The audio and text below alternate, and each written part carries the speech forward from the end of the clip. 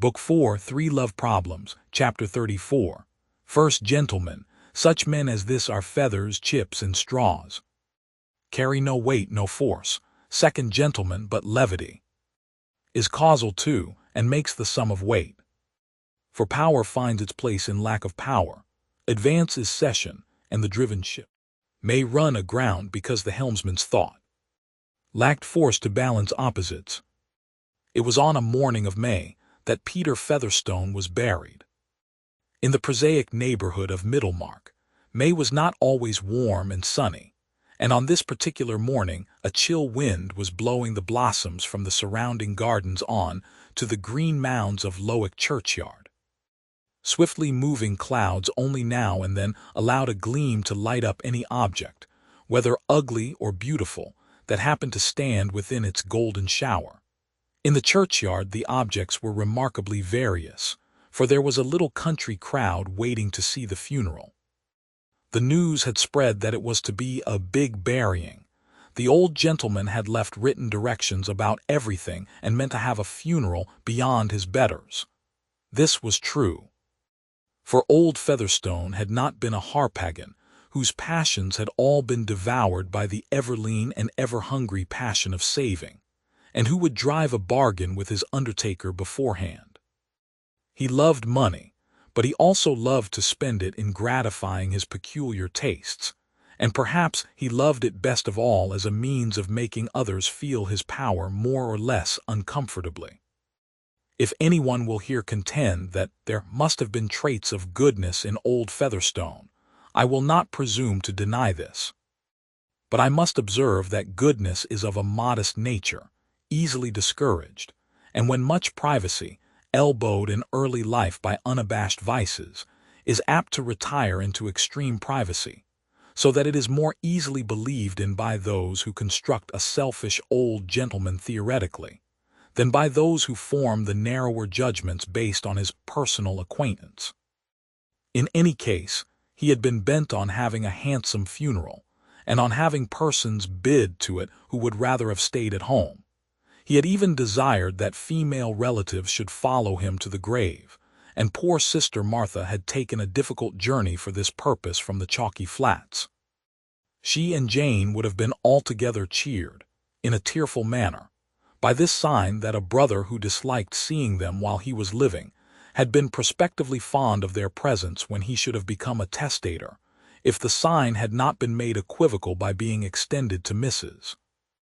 Vincey, whose expense in handsome crape seemed to imply the most presumptuous hopes, aggravated by a bloom of complexion which told pretty plainly that she was not a blood relation, but of that generally objectionable class called wife's kin. We are all of us imaginative in some form or other, for images are the brood of desire, and poor old Featherstone, who laughed much at the way in which others cajoled themselves, did not escape the fellowship of illusion. In writing the program for his burial, he certainly did not make clear to himself that his pleasure in the little drama of which it formed a part was confined to anticipation. In chuckling over the vexations he could inflict by the rigid clutch of his dead hand, he inevitably mingled his consciousness with that livid, stagnant presence, and so far as he was preoccupied with a future life, it was with one of gratification inside his coffin. Thus old Featherstone was imaginative, after his fashion. However, the 3 mourning coaches were filled according to the written orders of the deceased. There were pall-bearers on horseback, with the richest scarfs and hatbands, and even the underbearers had trappings of woe which were of a good, well-priced quality. The black procession, when dismounted, looked the larger for the smallness of the churchyard. The heavy human faces and the black draperies shivering in the wind seemed to tell of a world strangely incongruous with the lightly dropping blossoms and the gleams of sunshine on the daisies. The clergyman who met the procession was Mr. Cadwallader, also according to the request of Peter Featherstone, prompted as usual by peculiar reasons. Having a contempt for curates, whom he always called understrappers, he was resolved to be buried by a beneficed clergyman. Mr. Casaubon was out of the question, not merely because he declined duty of this sort, but because Featherstone had an especial dislike to him as the rector of his own parish, who had a lien on the land in the shape of tithe, also as the deliverer of morning sermons, which the old man, being in his pew and not at all sleepy, had been obliged to sit through with an inward snarl. He had an objection to a parson stuck up above his head preaching to him, but his relations with Mr. Cadwallader had been of a different kind. The trout stream which ran through Mr. Casaubon's land took its course through Featherstone, also, so that Mr. Cadwallader was a parson who had to ask a favor instead of preaching. Moreover, he was one of the high gentry living 4 miles away from Lowick, and was thus exalted to an equal sky with the sheriff of the county and other dignities vaguely regarded as necessary to the system of things. There would be a satisfaction in being buried by Mr. Cadwallader, whose very name offered a fine opportunity for pronouncing wrongly if you liked. This distinction conferred on the rector of Tipton and Freshitt was the reason why Mrs. Cadwallader made one of the group that watched old Featherstone's funeral from an upper window of the manor. She was not fond of visiting that house, but she liked, as she said, to see collections of strange animals such as there would be at this funeral. And she had persuaded Sir James and the young Lady Chetham to drive the rector and herself to Lowick in order that the visit might be altogether pleasant. "I will go anywhere with you, Mrs. Cadwallader," Celia had said. "But I don't like funerals." "Oh, my dear, when you have a clergyman in your family you must accommodate your tastes. I did that very early. When I married Humphrey I made up my mind to like sermons, and I set out by liking the end very much. That soon spread to the middle and the beginning, because I couldn't have the end without them." "No, to be sure not," said the Dowager Lady Chetham, with stately emphasis.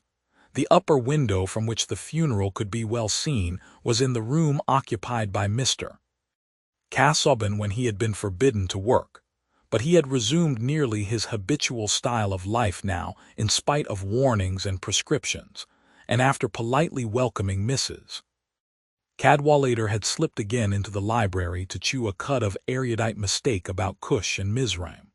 But for her visitors Dorothea too might have been shut up in the library, and would not have witnessed this scene of old Featherstone's funeral, which, aloof as it seemed to be from the tenor of her life, always afterwards came back to her at the touch of certain sensitive points in memory, just as the vision of St. Peter at Rome was inwoven with moods of despondency. Scenes which make vital changes in our neighbor's lot are but the background of our own, yet, like a particular aspect of the fields and trees, they become associated for us with the epochs of our own history, and make a part of that unity which lies in the selection of our keenest consciousness. The dreamlike association of something alien and ill understood with the deepest secrets of her experience seemed to mirror that sense of loneliness which was due to the very ardor of Dorothea's nature. The country gentry of old time lived in a rarefied social air. Dotted apart on their stations up the mountain, they looked down with imperfect discrimination on the belts of thicker life below. And Dorothea was not at ease in the perspective and chilliness of that height. "I shall not look any more," said Celia, after the train had entered the church, placing herself a little behind her husband's elbow so that she could slyly touch his coat with her cheek. "I dare say Dodo likes it. She is fond of melancholy things and ugly people."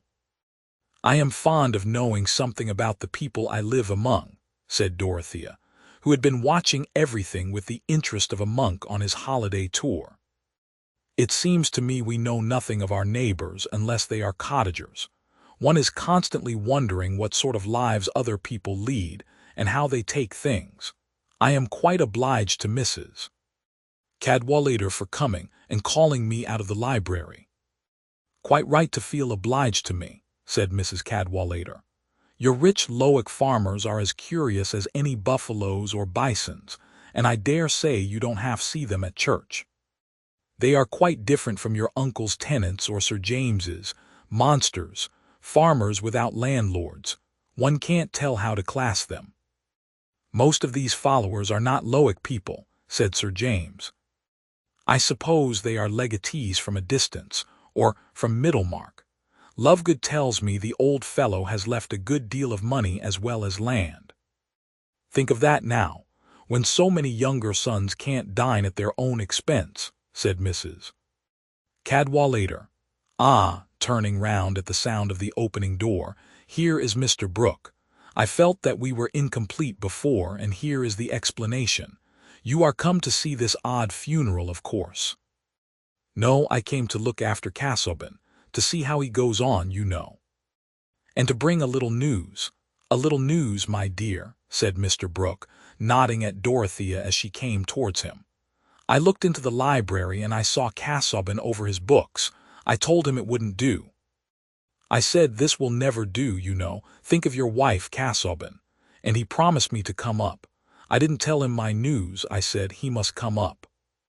Ah, now they are coming out of church, Mrs. Cadwallader exclaimed.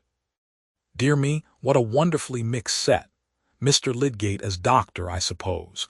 But that is really a good-looking woman, and the fair young man must be her son. Who are they, Sir James, do you know? I see Vincey, the mayor of Middlemarch. They are probably his wife and son, said Sir James, looking interrogatively at Mr. Brooke, who nodded and said, Yes, a very decent family. A very good fellow is Vincey, a credit to the manufacturing interest. You have seen him at my house, you know. Ah, yes, one of your secret committee, said Mrs. Cadwallader provokingly. A coursing fellow, though, said Sir James with a fox-hunter's disgust. And one of those who suck the life out of the wretched handloom weavers in Tipton and Freshitt. That is how his family looks so fair and sleek, said Mrs. Cadwallader. Those dark, purple-faced people are an excellent foil. Dear me, they are like a set of jugs. Do look at Humphrey. One might fancy him an ugly archangel towering above them in his white surplice. It's a solemn thing, though, a funeral, said Mr. Brooke, if you take it in that light, you know. But I am not taking it in that light. I can't wear my solemnity too often, else it will go to rags. It was time the old man died, and none of these people are sorry. How piteous, said Dorothea. This funeral seems to me the most dismal thing I ever saw. It is a blot on the morning. I cannot bear to think that anyone should die and leave no love behind. She was going to say more, but she saw her husband enter and seat himself a little in the background. The difference his presence made to her was not always a happy one. She felt that he often inwardly objected to her speech. Positively, exclaimed Mrs. Cadwallader, there is a new face come out from behind that broad man queerer than any of them. A little round head with bulging eyes, a sort of frog face, do look. He must be of another blood, I think. Let me see, said Celia, with awakened curiosity, standing behind Mrs. Cadwallader and leaning forward over her head. Oh, what an odd face! Then, with a quick change to another sort of surprised expression, she added, Why, Dodo, you never told me that Mr. Ladislaw was come again. Dorothea felt a shock of alarm. Everyone noticed her sudden paleness as she looked up immediately at her uncle, while Mr. Casaubon looked at her. He came with me, you know. He is my guest, puts up with me at the Grange, said Mr. Brooke in his easiest tone, nodding at Dorothea, as if the announcement were just what she might have expected. And we have brought the picture at the top of the carriage. I knew you would be pleased with the surprise, Casaubon. There you are to the very life, as Aquinas, you know. Quite the right sort of thing. And you will hear young Ladislaw talk about it. He talks uncommonly well, points out this, that, and the other. Knows art and everything of that kind, companionable, you know, is up with you in any track, what I've been wanting a long while. Mr. Casaubon bowed with cold politeness, mastering his irritation, but only so far as to be silent. He remembered Will's letter quite as well as Dorothea did. He had noticed that it was not among the letters which had been reserved for him on his recovery, and secretly concluding that Dorothea had sent word to Will not to come to Lowick, He had shrunk with proud sensitiveness from ever recurring to the subject. He now inferred that she had asked her uncle to invite Will to the Grange, and she felt it impossible at that moment to enter into any explanation. Mrs. Cadwallader's eyes, diverted from the churchyard, saw a good deal of dumb show which was not so intelligible to her as she could have desired, and could not repress the question, "Who is Mr. Ladislaw?" "A young relative of Mr. Casaubon," said Sir James promptly. His good nature often made him quick and clear-seeing in personal matters, and he had divined from Dorothea's glance at her husband that there was some alarm in her mind. "A very nice young fellow. Casaubon has done everything for him," explained Mr. Brooke. "He repays your expense in him, Casaubon," he went on, nodding encouragingly. "I hope he will stay with me a long while, and we shall make something of my documents. I have plenty of ideas and facts, you know, and I can see he is just the man to put them into shape.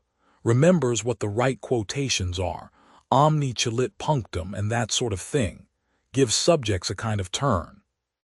I invited him some time ago when you were ill, Casaubon. Dorothea said you couldn't have anybody in the house, you know, and she asked me to write." Poor Dorothea felt that every word of her uncle was about as pleasant as a grain of sand in the eye to Mr. Casaubon. It would be altogether unfitting now to explain that she had not wished her uncle to invite Will Ladislaw. She could not in the least make clear to herself the reasons for her husband's dislike to his presence, a dislike painfully impressed on her by the scene in the library. But she felt the unbecomingness of saying anything that might convey a notion of it to others. Mr. Casaubon, indeed, had not thoroughly represented those mixed reasons to himself. Irritated feeling with him, as with all of us, seeking rather for justification than for self-knowledge. But he wished to repress outward signs, and only Dorothea could discern the changes in her husband's face before he observed with more of dignified bending and sing-song than usual, "You are exceedingly hospitable, my dear sir, and I owe you acknowledgments for exercising your hospitality towards a relative of mine." The funeral was ended now, and the churchyard was being cleared. "Now you can see him, Mrs. Cadwallader," said Celia. "He is just like a miniature of Mr. Casaubon's aunt that hangs in Dorothea's boudoir, quite nice looking." "A very pretty sprig," said Mrs. Cadwallader dryly. "What is your nephew to be, Mr. Casaubon?" "Pardon me, he is not my nephew. He is my cousin." "Well, you know," interposed Mr. Brooke, "he is trying his wings. He is just the sort of young fellow to rise. I should be glad to give him an opportunity. He would make a good secretary now, like Hobbes, Milton, Swift, that sort of man." "I understand," said Mrs. Cadwallader, "one who can write speeches." "I'll fetch him in now, Casaubon," said Mr. Brooke. "He wouldn't come in till I had announced him, you know, and we'll go down and look at the picture. There you are to the life, a deep subtle sort of thinker with his forefinger on the page, while Saint Bonaventure or somebody else, rather fat and florid, is looking up at the Trinity. Everything is symbolical, you know, the higher style of art. I like that up to a certain point, but not too far. It's rather straining to keep up with, you know. But you are at home in that, Casaubon. And your painter's flesh is good, solidity, transparency, everything of that sort. I went into that a great deal at one time. However, I'll go and fetch Ladislaw."